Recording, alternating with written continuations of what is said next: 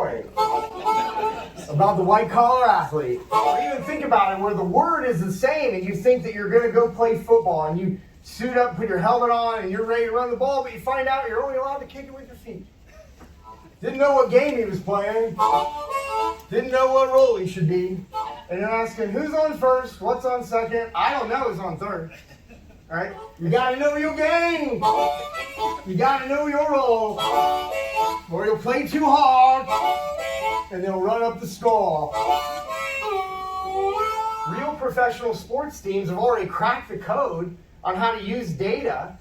So instead of scouting for all-stars, you start looking at who's going to perform and who's going to build a good team, right? I mean, start thinking about the fact that we're really white-collar professional athletes, and we have different teams and different leagues that play in different ways. All of us are still managing according to an industrial concept when the majority of us are working in professional services.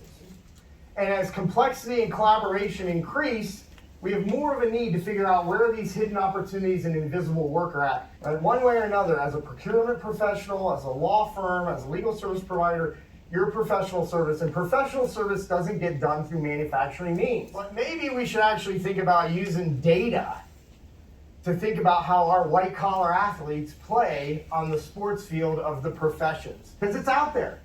Whether you use DISC, Strength Finders, Myers-Briggs, whatever, there is an ability for you to get to know people and the professional athletes better than we're doing with resumes and SOWs. And one of those tools is a group called 4 Groups. This kind of data at scale is not something new.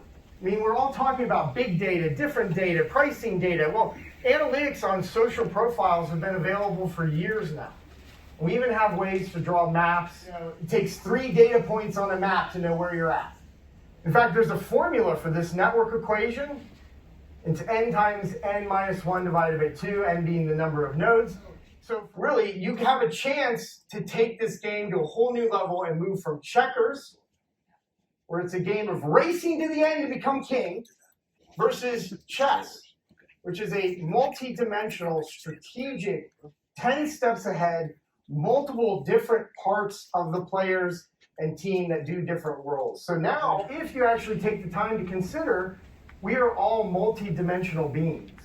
We are not just a resume, an RFP, a job description. We are professional athletes. Why Derek Jeter plays the way he does versus Barry Larkin, I don't know, but we can start to look at stats on how to build better teams. Wow, thank you very much.